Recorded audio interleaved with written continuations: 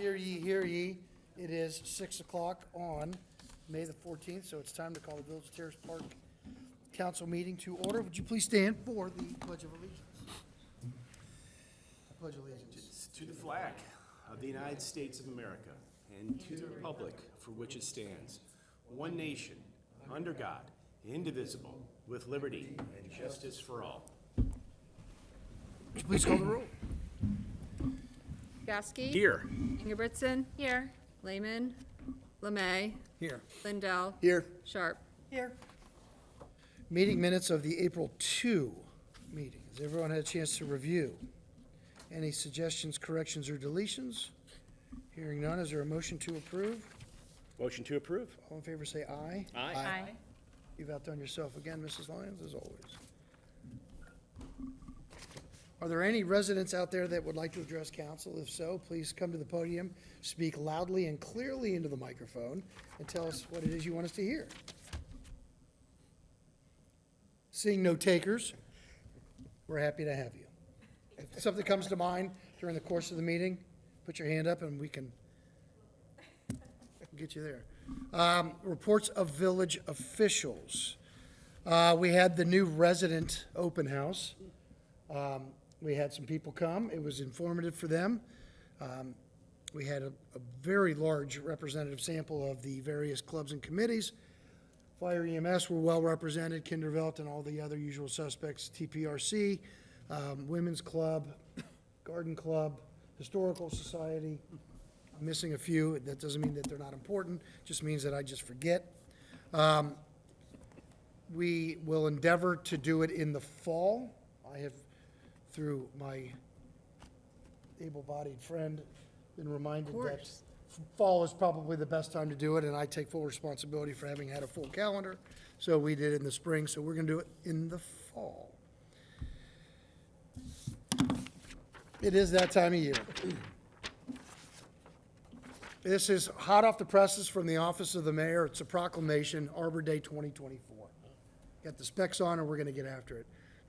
Whereas in 1972, J. Sterling Morton proposed to the Nebraska Board of Agriculture that a special day be set aside for the planting of trees. And whereas this holiday, called, you guessed it, Arbor Day, was first observed with the planting of more than 1 million trees in Nebraska. And whereas trees can reduce the erosion of our precious topsoil by wind and water, cutting heating and cooling costs, moderate the temperature, clean the air, produce oxygen, and provide habitat for wildlife. And whereas trees are a renewable resource, giving us paper, wood for our homes, fuel for our fires, and countless other wood products. And whereas trees in our village increase property values, enhance the economic vitality of business areas, and beautify our community. And whereas trees, wherever they are planted, are a source of joyful and spiritual renewal. This is true. Can't make this stuff up. Now, I therefore, Thomas F. Deputy Mayor of the Village of Terrace Park, do hereby proclaim Friday, April 26, 2024, as Arbor Day in the Village of Terrace Park. And I urge all citizens to support efforts to protect our trees and woodlands and to support our village's urban forestry program. And further, I urge all citizens to plant trees to gladden the hearts and promote the well-being of present and future generations of our village. You just can't write this well anymore. You know, whoever came up with the template there speaks the truth. What else do we have? It's great. Village is looking awesome. Jerry, kudos to the guys. If you see him, stop and give them a high five. School is almost out. Kids are staying up late. Guess they don't give homework this in May. Seems like they're running amok, and I love it. It's great. Stop at the stop signs, because we got to protect these kids. And that is generally the end of my report, unless something comes up that I forgot, which, of course, you have already learned that I'm forgetful. Chief Fiscal Officer, Mrs. Lyons. No report. Chief Lawyer, Mr. Forbes. Thank you. No report.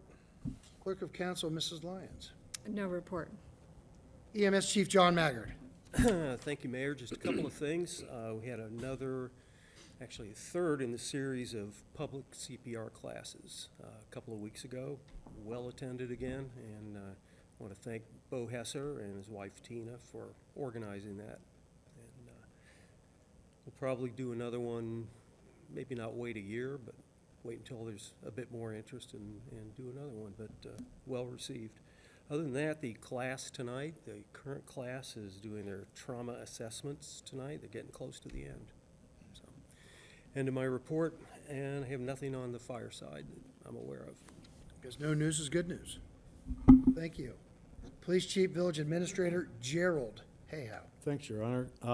Actually, most of my report will be coming from council members, but I do want to, and I will let the guys know, I mean, they've been working hard to get the grounds together for the upcoming holiday, and the rain kind of takes them away from it and then brings it back, and, you know, cutting the islands, it's been a 2-week process because of the construction and the rain, and so I will let them know. And that is the end of my report for now. Unless something comes up later. It will. Somebody had texted me and asked about the status of 50 and the road work. I know they were doing some construction, so they were cutting joists or whatever you have to do in order to get that stretch of road ready to be resurfaced. Yes, it will, the process will, it will not stop, you know, and the weather got them today, but we were actually moved up on the phase because of the bridge construction in Fairfax. But they're taking out the joints that are bad right now, and then at some point, right after that, they will be blacktopping, resurfacing the whole, all of 50 through Terrace Park, and putting the reflectors back into the pavement and striping, So they're here until, I believe, yes. Until it's done. Yes. shows what I know. I didn't know roads had joists, but you get what you pay for, people. Well, good. Looking forward to it. A little patience amongst the residents would be greatly appreciated. It's going to be inconvenient for everyone. But I think they'll be glad so that they don't have to go around the potholes anymore. Speaking of roads, I think there was a communication that came from the school today about some type of political visitor coming into town that would interrupt the road 50 through Fairfax and Marymount and Columbia Township in the afternoon. Is that tomorrow, Lauren? I think you, Your Honor, yeah, you have more on that? yes, we're going to assist Marymount Police Department tomorrow with, with traffic through Marymount. Obviously, we don't know until it gets here, but I believe, I don't know that it's going to go any further than that through Marymount up into Indian Hill. Now, it might drop down into Columbia Township, but I'll find out more. So unfortunately, we don't get to know either. Right. Sounds like somebody that has the power to have the roads closed off. Some dignitary. Yep. It's Jerry, maybe it's for Jerry, you know, when he goes home to the west. Any member of council outside their committee? None? I see someone has just arrived. Is there, would you like to come to the podium and address council? No, I'm just here to observe. My name is Jim Cunningham. I'm a resident in the area. Yeah. Welcome. Thank you. Good to Thank be you. here. Reports, resolutions, and ordinances of standing committee, planning and zoning. John, that's you. Thank you, Mr. Mayor. No report this evening. How's the BZA schedule? Quiet? Quiet. People are Always built- quiet on the western front. People are building within the envelope, which is nice to see. Following the rules. Yes. Great. Following the rules. Here's the workhorse finance, Mr. Lemay. First, a remarkable recovery from 2 knee replacements. It's unbelievable. In 3 months. He's 3 inches Yes. taller. Unbelievable. At least. 4 with the afro, as they say, from Fletch. Sorry. Put that in the minutes. Just super. Thank you, sir. Thank you, Congrats. Mr. I have one budget resolution. We need to change our budget to adjust for a couple of things. One, we had $1,510 left over in our ARPA funds, but we also earned interest. It was a separate account. Katie caught this of almost $6,400 In interest? in interest, right? Wow. Throughout the years that we Yeah, had it. but that's $6,000 bucks. Yeah. So the Fire mechanics here, we're simply combining them into a cost center. And the other is, we're gonna increase our street construction and improvement and repairs. Jerry has squirreled away some money in a restricted fund. And because of that, we're gonna increase the budget by I can't read this, $26,000. 26.6, yeah. Half of it, I think, Jerry, if you told me correctly, will go to, on Marion, and then there's a handful of other streets that you want to focus on of the increased spending. Right. Go ahead, Jerry. I'm checking off all my items here. Like, it could be a record meeting. I'm like, we're good. I guess, real quickly, we're gonna have basically 967 square yards of pavement repair on Princeton, Poplar, Franklin, Stanton, and Miami, and Park.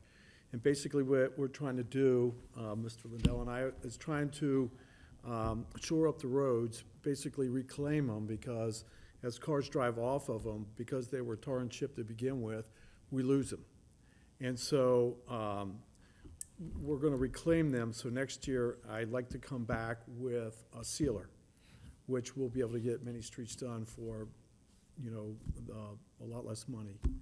We're gonna, down at Stanton by Elm, we're gonna be able to reclaim that, so we'll be able to widen it, because right now you can hardly get two cars past there at the bottom at the stop sign. So, a lot of places where it's fractured, you know, we'll be able to get that.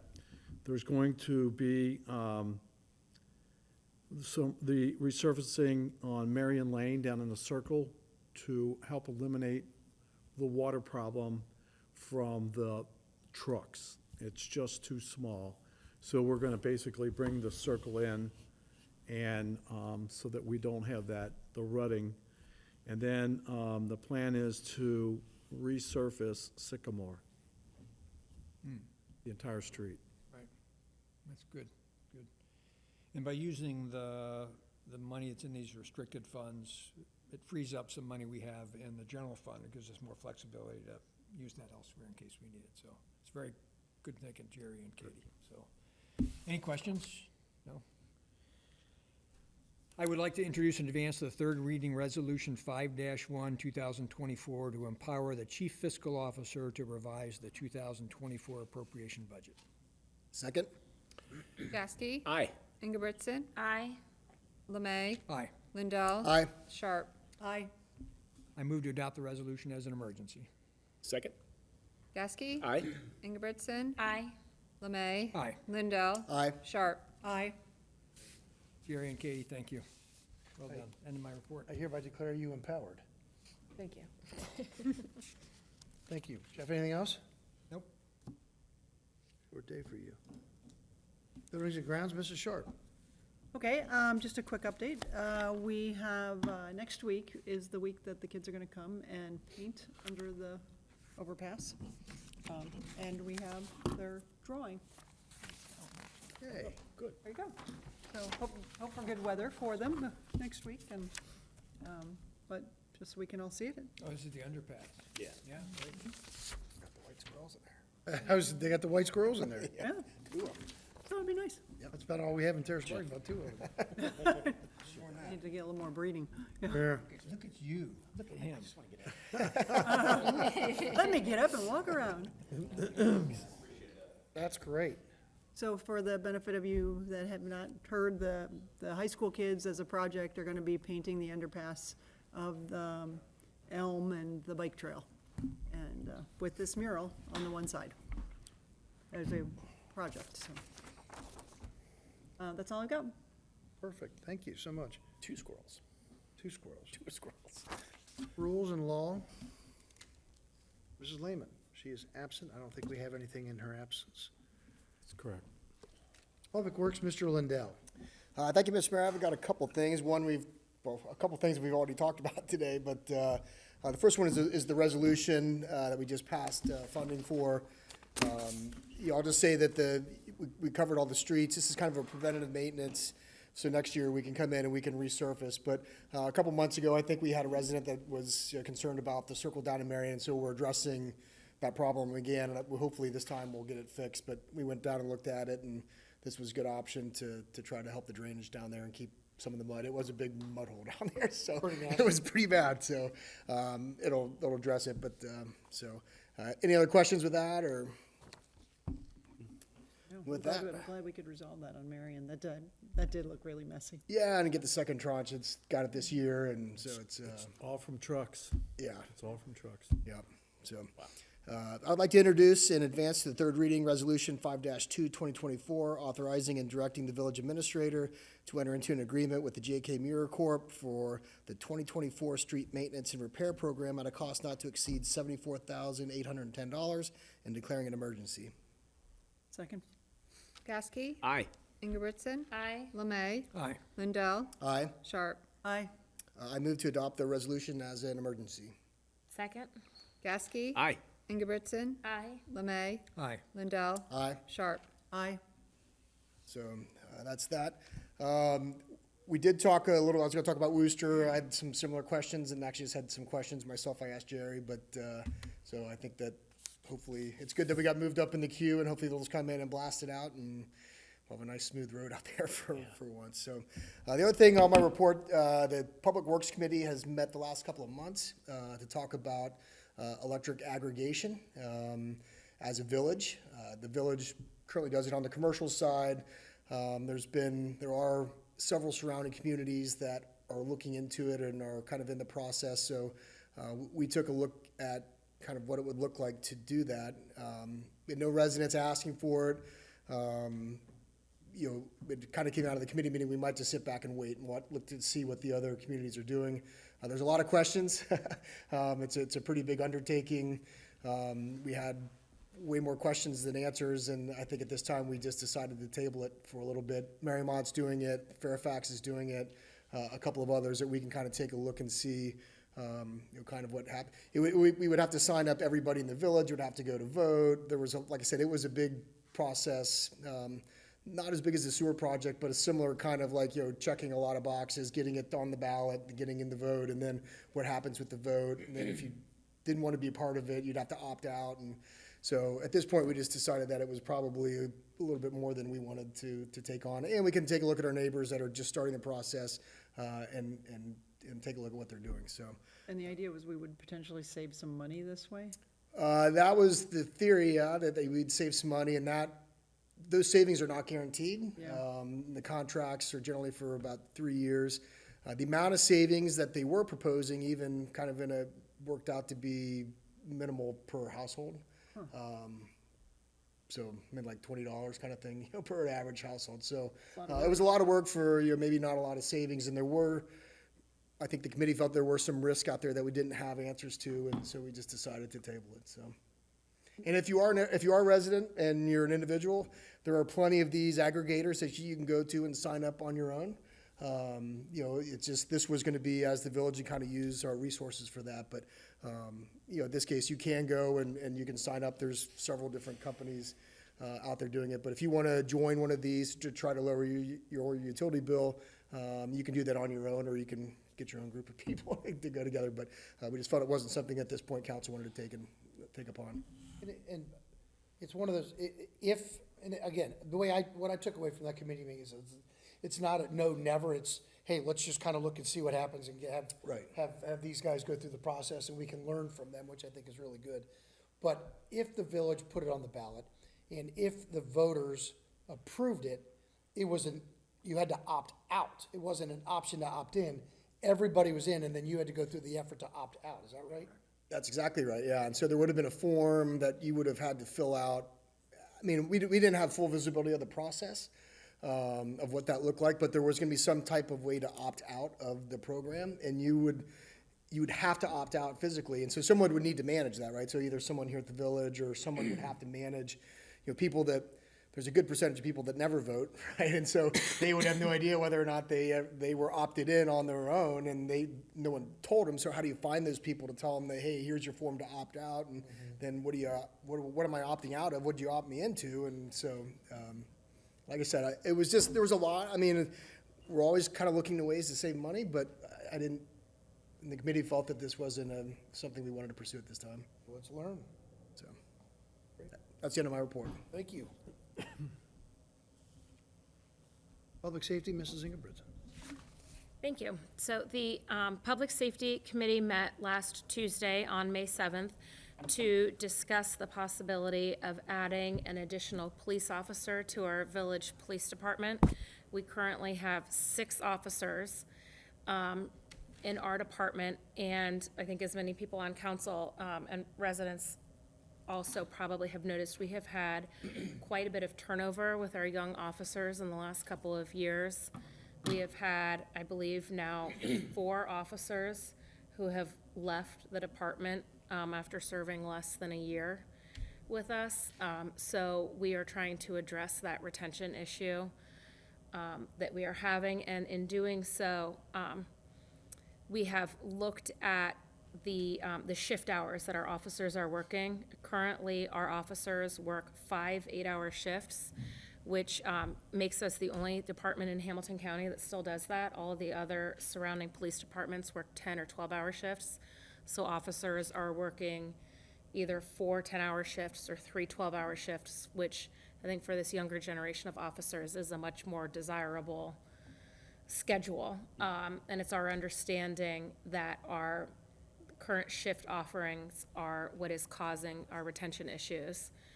So in order to address the issue and increase our shift hours for our own department, it will require the hiring of an additional officer so that we have full coverage. So this was the discussion that the Public Safety Committee had. I think it was consensus. Everyone agreed that the best thing to do is to go ahead and hire another officer. And actually, since we had that meeting, we unfortunately learned that we are losing yet another officer who has cited shifts as the reason why he is leaving us and going to a neighboring police department. So we currently have in the budget the money necessary for 2024 to allow Chief Hayhow to go ahead with that hiring. He will now have to hire at least two new officers, hopefully sooner rather than later, so that we can make sure our village stays fully staffed. That, I believe, I don't know, Jeff, Regina, Mayor, did anyone want to add anything sort of that report? Is the direction to go 4 10s? Is that what the direction is? Yeah, so if you imagine what's happening right now with the 5 8-hour shifts, because not everybody works 9 to 5, right? It's 24 hours. So what a lot of our officers are doing is they're working, say, an 8 to 5, and then they're turning around and working again, midnight to 8 a.m. Oh. It makes a pretty brutal schedule for our officers. Especially when they take vacations and they cover Yeah. sick leave or they cover bereavement. That's layered on top of it when you have so few officers. So it's really an interesting phenomena. This is their work-life balance that I think they're trying to get to with fewer shifts, more hours within a shift.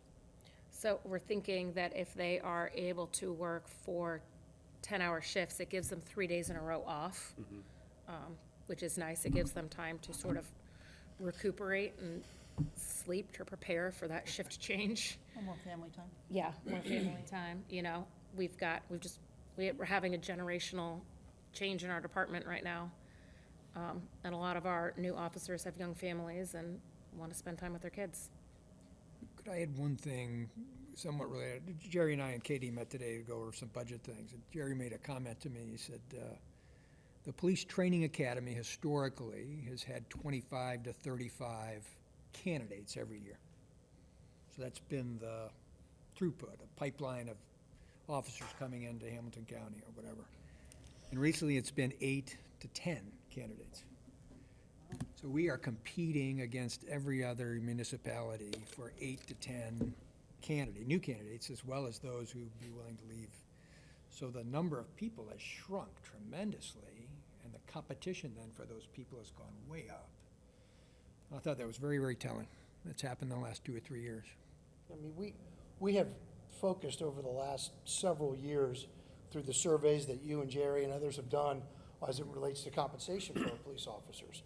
And you trying to be competitive and trying to make sure that we stay in the game. And, I think that was well received, and I think it produced results. But you have it's just a little different way of thinking. It's, And we have to evolve, and this is us evolving, not without an expense. But what I've always said is, safety is our brand. And not that we're unsafe, we are in no way unsafe, but we want to make sure that when we get the best and the brightest and provide the best package for people to want to come here and stay, as Jerry has for 62 years. So I commend council. I mean, it was a hard discussion. I mean, it's a cost, but I think that hopefully council sees it as something certainly worthwhile, and it certainly sounds like that's the course. I did have a question for Chief Lawyer, and we discussed it briefly, is there's nothing that needs to be done immediately. What would need to be done would just be if we identify John Gasky as a police officer and Katie Lyons as a police officer, we would just bring 2 resolutions in the normal course. Correct. And we'd adjust the budget. And we'd adjust the budget accordingly. So, Thank you, Lauren. I appreciate the explanation. What is the best practice? Is 312s the ultimate best practice? Are we competing against that next? Is that the next thing that we're going to be competing against? Being in the healthcare industry that I hire for different shift-based workers and understand kind of the arguments and understand the rationale. Are the 312s going to be the gold standard in the future, do you think? I can tell you that a lot of the departments around here are working 12, so it would be 2 days on, 2 days off, 2 days on, 3 days off. And so, I don't know that we would have enough people to do that. Yeah. We have enough for 4 days on, 3 days off. And what's nice about it is it's a permanent shift, because I have an officer right now that works 2-day shifts, 2 midnight shifts, and 1 afternoon shift a week. Oh. That's his 5-day work. That's brutal. Brutal. And, it wears on you. It wears on you. So we don't have enough people to be able to do that. So the 410s would give you, each one would have a permanent shift. So you would get used to your time, whether it's midnight, you wouldn't be bouncing around. And, like I said, I did it for 60 of the 62 years. And it's not easy, but, that's all I knew. And it's not like that now. Yeah. There's a lot of competition, and all the chiefs around here know. I mean, you can't even get mad at them anymore, Right. It's like, Right. so Just wondering if that's the next step, if that's the next evolution of this, but this would be a good test of change. And there's also Yeah. documentation that the 12 hours is not very good for you. Yeah. The 10 is really the optimum. But again, we're going to listen, and, we're going to put this back together and hit the ground running. No, thank you for your work on this. Anybody Thank have you. questions, issues with that? Because I think the No. directive from here is, go get them. Yeah. I'll do my best. You're not anticipating tomorrow, right? It's gonna be some work to get. Yes, that's correct. That's correct. Even if I had the personnel, we couldn't. There's training that's involved, and, it's gonna be a lot of the same for a little bit, so. And again, the pool is so small that, we're putting our feelers out, flyers out, and hopefully it's sooner than later. Yeah. Is there anything that we can do in council to help? You ask around. I mean, if you know someone, but you guys have stepped up for a long time. I mean, you've made this, we are competitive in salary with everybody. And what my problem is that with the younger folks, it's, they see it different. I mean, it's different from when I started, but so is everything. It's not unique to being a police officer, I can promise you that. So, Yeah, we have to overcome a lot too, and that's the reason, I mean, the pool has shrunk because what you see where they're not necessarily respected. And, and I know that that's not the case here, you know, I know that you guys are behind us if we're doing the right thing. And so, Excellent. Anything else? Thank you. No, other than just to thank Chief Hayhow for your continued efforts to, keep and hire the best people for the job in our village, thank you, so. We are safe and we will always be safe. correct. You heard it from him. Any continued business? Any new business? Think of anything back there? Is there a motion to adjourn? All in favor, say aye. Aye. Aye. Thank you.